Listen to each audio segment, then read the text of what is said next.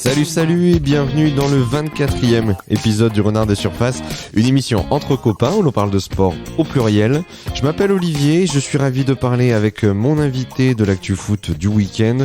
L'actu foot du week-end, elle nous emmène tout simplement à nouveau en Angleterre pour un nouveau choc, décidément, au sommet de la Première Ligue entre surtout Manchester City et qui se déplaçait à Arsenal. Alors Arsenal, c'est pas compliqué, on a une bonne équipe de supporters d'Arsenal ici, et puis c'est Bart ce soir qui s'y colle pour parler du match de son équipe. Comment ça va, Bart, après ce match contre cette réception de Manchester City? Ça va bien, heureux de participer encore à ce débrief, même si le match a été compliqué à regarder et que l'équipe a très peu produit de jeu. Enfin, c'était un match compliqué dans l'ensemble, mais bon, on va en discuter. Exactement. Pour rentrer dans le vif du sujet, c'est Manchester City qui, bien sûr, donc s'est imposé, on l'aura compris, sur le terrain d'Arsenal, sur la plus petite des marges, 0 but à 1, un but qui a été marqué très tôt dans le match dès la deuxième minute par Raheem Sterling sur un centre de Riyad Mahrez le jour de son anniversaire. Moins que ce soit hier, je ne sais pas. C'est pour la petite stat. Mais en tout cas, Raheem Sterling qui est pas le plus grand des attaquants de Manchester City par la taille, mais qui a dominé les défenseurs d'Arsenal pour inscrire ce but dès la deuxième minute. Un match qui a été compliqué, en tout cas la première mi-temps a été plutôt rude à encaisser pour les Gunners. 30 minutes pendant lesquelles ils ont subi les assauts répétés des Citizens. Ils ont un peu souffert, ton équipe a un petit peu souffert, Barthélemy, quand même. C'est le moins qu'on puisse dire. Les 5 premières minutes, j'ai pas les stats de possession de balle, mais si on est à 80-20, c'est déjà beau, parce que touche pas le ballon. Déjà, comme tu l'as dit, prendre un but de la tête par Sterling, je trouve que c'est inacceptable. C'est pas contre Sterling, mais bon, il est pas connu pour son jeu de tête et il est, je sais pas, Bellerin Holding, ils se regardent les deux l'ont un petit peu au marquage, mais en même temps personne là. C'est ça, il est un peu entre les deux, il se faufile et au final il y va de la tête en arrière et ça va dans la lucarne de Leno. Parce qu'il met même pas c'est juste, il la dévie, quoi. Enfin, il n'y a pas d'impulsion particulière. Inexistant.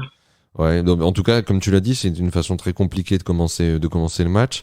Alors ensuite, derrière, City a pas été capable malgré tout, malgré une première mi-temps globalement maîtrisée, parce qu'on l'a dit, donc ça a été pas une attaque-défense, mais c'était surtout de l'attaque-attaque. Ils ont fait qu'attaquer. Arsenal a fait que faire face.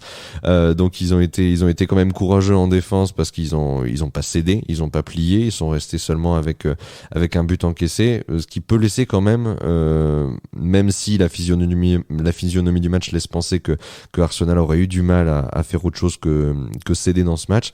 Ça fait quand même mal de se dire on est à un but d'une confrontation avec le leader de cette première ligue et un but qu'on encaisse sur les deux premières minutes, sur une inattention, sur une première tentative, quoi. Ça pique un peu quand même, je trouve. C'est un peu brutal pour Arsenal.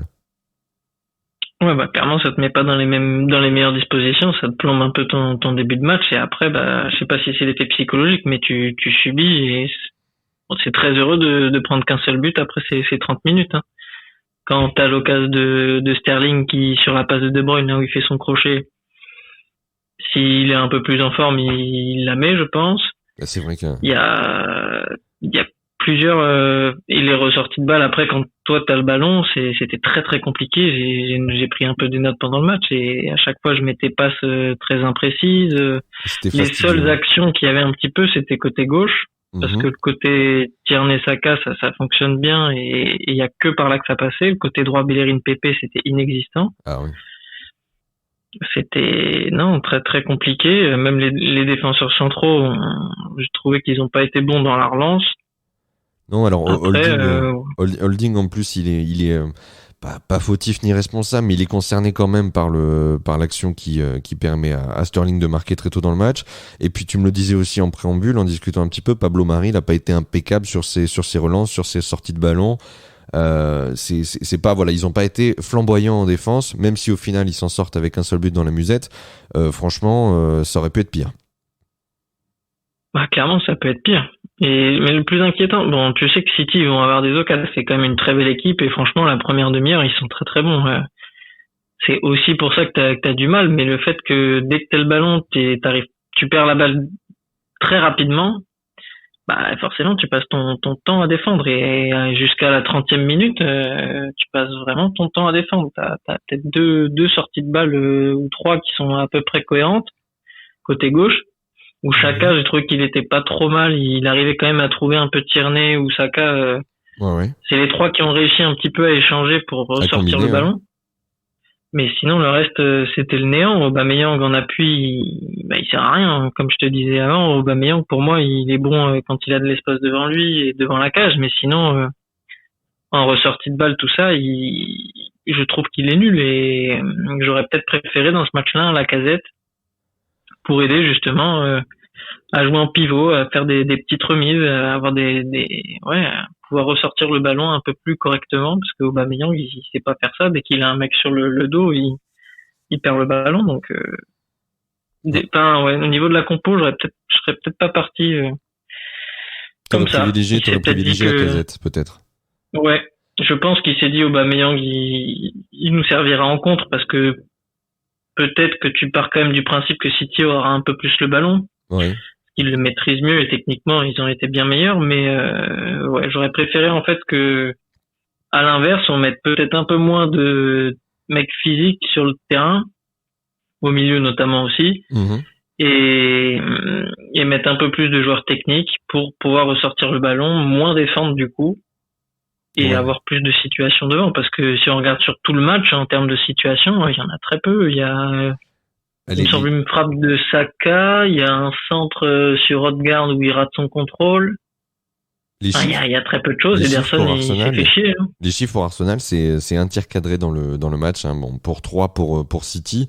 Mais comme je te disais tout à l'heure, City a tiré à 15 reprises et Arsenal seulement à 7 reprises. Donc c'est sûr que c'est moitié moins. Et comme tu l'as dit, peut-être que l'option de partir sur Aubameyang, qui n'est pas sorti d'ailleurs, qui a été sur le terrain pendant tout le match, de partir sur une option Aubameyang en contre, n'était peut-être pas la plus adaptée. Il aurait peut-être mieux valu partir sur un choix comme Lacazette pour construire, mieux orienter ta remontée de ballon. Parce que voilà, pour prendre City en contre, autant faut-il intercepter et repartir très vite. Ça a pas été le cas. Ils ont pas eu beaucoup d'opportunités comme ça. Alors il y a eu cette grosse baisse bien sûr sur les 30 premières minutes, un peu de mieux avant la mi-temps, et au retour des vestiaires, une équipe qui s'est peut-être un petit peu moins désunie, qui a été un petit peu plus en mesure de faire face, mais pareillement qui au bout d'une trentaine de minutes, petit à petit a commencé à perdre aussi en rythme. La deuxième mi-temps, tu dis à un moment donné, j'ai pas cessé de regarder, mais t'as vu ton équipe aussi perdre en intensité, perdre en suivi du rythme de City, quoi. Ils avaient pas le rythme. Ouais. La deuxième mi-temps, globalement, le rythme global du match était plus faible. Pareil, tu repars sur des bases compliquées où même si c'est un peu moins intense que début de première, tu vois pas trop le ballon. Encore une fois, il y a Saka qui lui arrive à percuter, à faire un 2-3 vers la 50e minute, il dribble 2-3 joueurs, il enchaîne avec une frappe, elle est contrée, mais au moins il provoque quelque chose et il crée une action. Heureusement qu'il est là, Saka, parce que vraiment il est c'est un joueur, c'est un des plus talentueux à Arsenal en ce moment. En tout cas, il est agréable à voir jouer, il met beaucoup de vitesse, il met beaucoup de, je trouve, technique aussi. Mais il a l'air bien seul quand même, à part avec Tierney derrière lui. Mais il était bien seul quand même dans ce match. Hein. Aujourd'hui, oui. Sur les derniers matchs, je trouve qu'avec Smith Rowe, ça combine bien. Avec Odegaard, il y a peut-être des belles choses à voir. On verra dans quelques matchs, mais j'ai trouvé que contre Benfica, c'était plutôt intéressant. Mais Tierney, Saka, c'est clair que c'est le seul qui est présent à tous les matchs. C'est très rare qu'il soit mauvais. Et pour moi, il fait toujours le travail. Après, je suis content aussi que Tierney soit revenu, parce qu'il est bien revenu aussi. J'ai trouvé qu'il avait été intéressant, même s'il avait du déchet, au moins il prenait bien son couloir et ça allait vers l'avant. Et enfin, si on compare côté gauche, côté droit, c'était le jour et la nuit, quoi. Tierney, Saka avec Bellerin, Pepe. Alors Pépé, comme je te disais, je trouvais que les derniers matchs étaient intéressants. On commençait à revoir quelque chose où on avait envie de voir un peu plus. On se disait qu'il commençait à prendre le pli, mais aujourd'hui, on l'a pas vu, hein. Que ce soit défensivement, offensivement, il savait pas trop où se mettre. Je sais pas combien il a touché de ballons, mais j'aurais pas aimé être à sa place. Il a touché 22 ballons seulement dans le match. Ouais. A contrario, Saka en a touché 52. Voilà. Et je sais pas combien Pépé il en touche dans le camp d'Arsenal ou dans les 30 mètres d'Arsenal, mais à mon avis, beaucoup. Ouais, non, déçu du manque de propositions, même s'il y a à certaines périodes, il y a des phases de 5-10 minutes où t'as la possession. Heureusement qu'il y a quand même ces petites phases, parce que sinon, je pense que tu subis vraiment tout le match et c'est déjà beau qu'on ait pris qu'un seul but. Mais c'est ça, ils ont pas sombré. Trop peu d'actions. Trop peu d'actions. Les quelques qu'on a réussi, c'est globalement sur des erreurs défensives de City et particulièrement de Cancelo. Limite, l'action la plus dangereuse, c'est quand il fait sa passe en retrait à Ederson plus ou moins en chandelle et que lui, il doit faire une reprise de volée pour dégager. C'était presque l'action la plus dangereuse d'Arsenal aujourd'hui. C'est dur, même enfin surtout venant de toi, c'est dur là de considérer ça comme l'action la plus dangereuse, mais bon, je le prends, hein, c'est la vérité, hein. Qu'est-ce que tu veux dire de plus? Alors par contre, il y a un élément sur lequel je voulais rebondir, parce qu'en préambule, on a quand même échangé un petit peu sur le match avant de commencer à enregistrer, et tu m'as dit quelque chose de très juste, c'est que peut-être aussi dans l'aspect en tout cas de la préparation du match, en tout cas l'équipe qui est affichée, qui a été disponible ce soir, qui est rentrée sur le terrain, qui a joué contre City, est-ce que cette équipe-là, elle a pas aussi été pensée par Arteta, le coach d'Arsenal, en fonction du rendez-vous qui attend les Gunners cette semaine, le match retour contre Benfica, qui est un match décisif pour donc la qualification au tour suivant en Europa League. Tu me parlais de ça. Peut-être, je me dis qu'Aubameyang, c'est un choix du coach, on va dire. Mm-hmm. Je pense que c'était tactique et qu'il le voulait. Après, un Smith Rowe qui a beaucoup joué récemment, qui je pense avait quand même besoin de repos.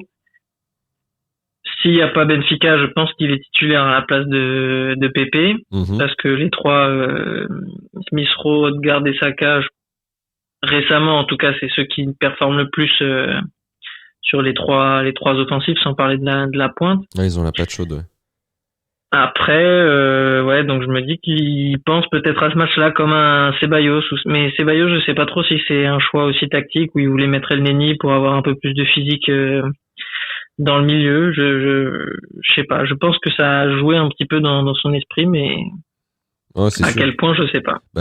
Certes, tu reçois Manchester City, tu es quand même un grand club anglais, tu vas pas faire de la figuration, tu vas pas les recevoir pour gentiment prendre ta fessée et les laisser repartir, mais je pense que, enfin, comme tu l'as dit très justement, il devait avoir en ligne de mire cette confrontation retour contre Benfica, parce que justement plus tôt dans la semaine ils se sont quittés sur le score d'un but partout, ils ont réussi à marquer à l'extérieur à Lisbonne, et Benfica est quand même une équipe qui est accrocheuse.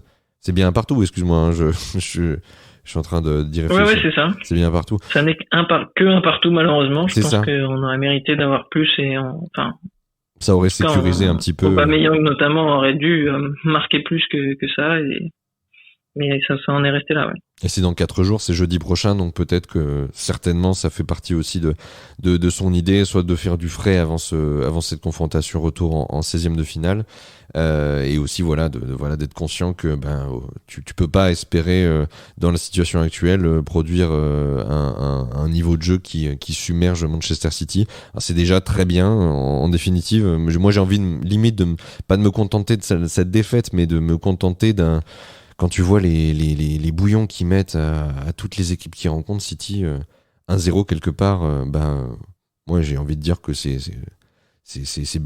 pas trop mal joué, quoi. Ils s'en sortent pas trop mal, ils limitent la casse quelque part. Je sais que c'est dur. Pas faux, mais non, bon. Ouais, non, mais je sais que c'est difficile pour un fan d'arriver à se contenter de dire, moi, c'est parce que je suis pas supporter d'Arsenal que je dis ça. Quand je vois le bouillon qu'ils mettent, voilà, je me dis, ça va, on n'a pas pris City sur la gueule. Mais en vérité, non, toi qui es supporter, tu peux pas te satisfaire d'une défaite, même contre le premier de Première Ligue, fut-il aussi étincelant que Manchester City, quoi. Après, si on regarde les qualités de chaque équipe, c'est pas un scandale de perdre contre Manchester City, hein. Faut être réaliste, hein. c'est les meilleurs de première ligue actuellement, et depuis plusieurs années avec Liverpool, ça se tire la bourre, mais et Arsenal est bien en dessous. Et de toute façon, le classement parle pour lui en ce moment, hein. Premier contre le 10e. La logique est malheureusement respectée, hein. Mais écoute, dans mes souvenirs quand même, quand on avait commencé à débriefer des matchs d'Arsenal, ils étaient un petit peu moins bien classés. Donc ça remonte petit à petit. Ils ont commencé leur longue route sinueuse pour remonter vers les hauteurs du classement. Bon, ils sont 10e ce soir, ils sont tiens, mais qui est 9e au classement? C'est Tottenham qui a dégringolé aussi d'une manière assez surprenante, parce que quand on débriefe le premier match, je crois qu'on débriefe, c'est une défaite contre Tottenham, si je me souviens bien, il me semble qu'ils prennent 2-0. C'est ça. Et là on dit bon bah voilà, Tottenham s'en va vers d'autres cieux et Arsenal dégringole. Et ben en définitive, ils sont à 2 points de Tottenham. Et ils vont pouvoir tout doucement se refaire la cerise. Alors pas pour jouer les premières places, mais au moins pour finir. Et du coup, ils vont pouvoir finir la saison à une place peut-être un petit peu plus élevée, quoi, que 15e quand on avait commencé. C'était un peu raide, quoi. C'est sûr. Bah, l'objectif, de toute façon, là, le classement actuellement, il est compliqué à lire. Il y a des matchs en retard un peu partout, c'est ça. Et enfin ouais, c'est dur de regarder devant. De toute façon, faut gagner les matchs et enchaîner 3-4 victoires pour pouvoir espérer quelque chose. Pour jouer l'Europe l'année prochaine, je me demande si la voie la plus simple, c'est pas l'Europa League, bien que ce soit compliqué, hein. Je dis pas que, parce qu'il faut aller au bout pour c'est ça, pour avoir le droit à être qualifié, mais c'est peut-être plus simple d'aller gagner l'Europa League que de finir 5e dans ce championnat, où t'as même des clubs comme West Ham qui craquent pas, hein, jusqu'à maintenant, qui tiennent la route. Les Everton, Aston Villa, ouais, c'est un championnat particulier avec beaucoup d'équipes qui sont pas mal, et quand toi tu fais un début de championnat catastrophique, c'est dur de rattraper, de combler ce retard. Après, les derniers matchs étaient plutôt encourageants, ça revenait petit à petit, on voyait des choses, des beaux buts, des actions vraiment construites, on commençait à retrouver un peu une patte Arsenal, et c'était plaisant. Je commence à reprendre du plaisir à regarder les matchs, donc j'espère que c'est de bon augure. City, on va dire que la logique est respectée. Ah oui. Et on verra les prochains. Leicester, ça va pas être facile. Enfin, déjà, il y aura Benfica, faudra se qualifier. C'est ça. Leicester, après, ça va pas être facile. Je crois que tu rejoues Leeds. C'est une très bonne équipe. C'est ça, je crois que tu rejoues Leeds juste après. Ah non, Leicester, pardon. Je t'ai dit Leeds, non, c'est une connerie. T'as raison, c'est Leicester. Et ça va vraiment pas être simple. Burnley, il faut absolument gagner, et Tottenham, ce sera un bon test pour voir si tu peux espérer, parce qu'après t'enchaînes Tottenham, West Ham, Liverpool. Ouais. Si tu gères bien ces matchs-là, bah, tu peux espérer aller choper une 5e place. Si tu plantes les 3, bah, c'est mort, hein. C'est ça, non, mais ensuite, Liverpool et Tottenham, en ce moment, ils sont pas en super forme, mais d'ici le mois de mars ou fin février, ils ont le temps de se refaire la cerise. Donc très clairement, comme tu l'as dit, ça va être des gros tests, ces matchs. Ça va arriver très très vite, ça va être des gros tests. Et peut-être dès jeudi, on aura un avant-goût, voilà, de l'état d'esprit de l'équipe. Moi, franchement, comme tu dis, c'est assez couillu d'ailleurs de dire, il faut aller chercher l'Europa League, parce qu'il reste quand même, je viens de regarder, quand même quelques belles écuries là, et notamment quelques collègues anglais. Je pense à United, à Tottenham. Bon, Leicester, a moins bien réussi son match aller parce qu'ils se sont séparés sur le score de 0-0 avec Prague, mais il reste encore des belles écuries anglaises notamment. Il va falloir quand même du courage et de l'envie pour aller chercher une victoire en Europa League. Mais je note, c'est un pronostic clair, hein, qu'on note, et puis on le reverra, j'espère prochainement, quoi. Ouais, mais j'espère aussi. Non, mais c'est clair qu'Europa League, il y a des belles équipes, et ça va clairement pas être simple. Enfin, faudra déjà battre Benfica la semaine prochaine, et je pense que c'est quand même faisable. Si tu passes pas Benfica, bah, c'est que de toute façon t'as pas le niveau d'aller au bout. Quelque part, ouais. Mais il y a moyen de faire un beau parcours, je pense, et ça permet l'effectif est quand même, enfin, les joueurs sont pas tous incroyables, mais il y a un effectif quand même un peu important dans les postes offensifs. Donc, si tu joues que le championnat, ça va être compliqué. Ouais, de faire tourner tout le monde, d'avoir un peu de rythme, que les joueurs aient et d'énergie. Mais tu me parlais justement, on parle de l'effectif offensif, en tout cas de l'escouade offensive. Il y a eu un recrutement là au dernier mercato. Je savais pas qu'il était arrivé. C'est toi qui m'en as parlé tout à l'heure. C'est Martin Odegaard. C'est Martin Odegaard. Pour rappel, c'était ce joueur qui avait signé un contrat avec le Real de Madrid alors qu'il avait quelque chose comme 14 ans. C'était il y a quelques années de ça déjà, parce que tu dis là, il a 22-23 ans, et il est arrivé donc récemment. Tu te rappelles de quel club il vient quand il arrive au mercato là? Là, du Real Madrid en prêt. Ah d'accord. Où il a très peu joué. Il a commencé, je crois, il a dû faire 2-3 matchs au début de saison où il était titulaire, et après Zidane l'a sorti de l'équipe, ce qui revenait d'un bon prêt de la Real Sociedad. Et où il a passé toute la saison dernière et qu'il a plutôt été bon. Du coup, il revenait pour jouer au Real Madrid et finalement ça s'est pas fait. Donc ça se fait pas. Il cherche du temps de jeu, il est venu, et je pense que ça peut être intéressant de s'appuyer sur des bons jeunes comme Smith Rowe, Saka, Odegaard. Si pour l'instant c'est un prêt de 6 mois, j'espère que ça pourrait être. Enfin, on verra. Hein, ça se trouve il va se planter complètement, mais s'il continue sur ce qu'il a un peu montré contre Benfica et le match d'avant contre Leeds, pourquoi pas. Ouais, de ce que t'en as vu, ça t'a plu? Ouais, en sachant que la première ligue, c'est pas forcément simple à s'adapter. J'ai trouvé qu'il y avait des choses intéressantes. C'est pas parfait. Il a pas encore fait des grands matchs, hein, mais. Non, mais là, il joue 90 mais je trouvais minutes. Que c'était. Non, je t'ai dit une connerie. Il a joué 90 minutes contre Benfica, justement, la semaine dernière. Mais tant mieux si tu l'as trouvé bien. Moi, c'est un joueur que je connais que de nom, que j'ai très peu vu jouer, donc tant mieux s'il s'adapte bien à la première ligue, et si ça peut bénéficier à Arsenal, ça serait super. Hein. Non, c'est clair. J'espère qu'il va confirmer ce que j'ai entrevu et qu'il fera du bien à l'équipe, hein, c'est le principal. Super.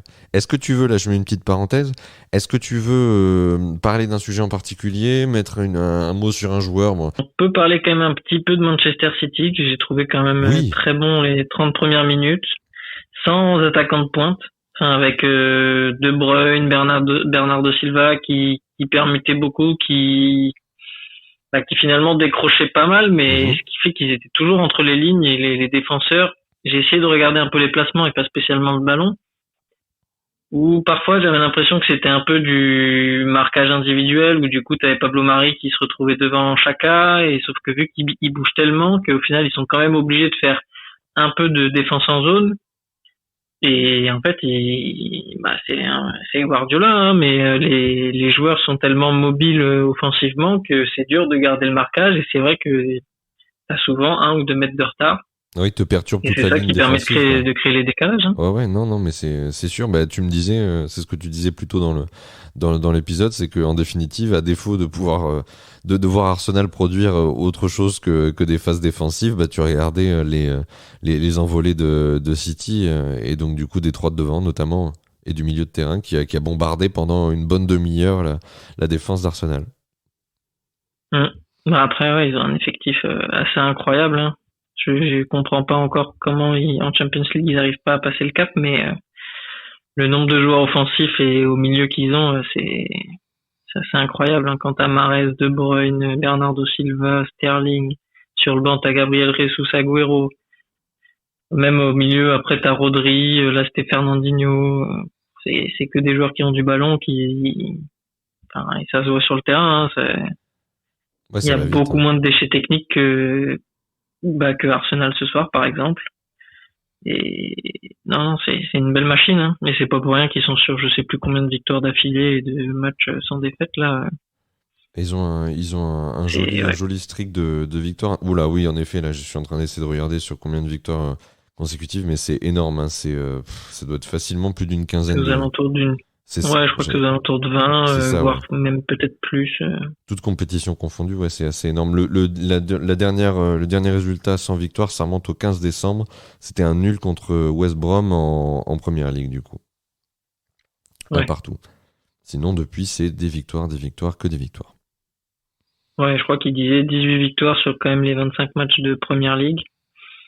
En sachant qu'ils ont fait un début de saison moyen, là, on sait qu'ils ont enchaîné, je crois, 15 ou 16 d'affilée, donc. Actuellement, il y a une classe d'écart, hein, de toute façon.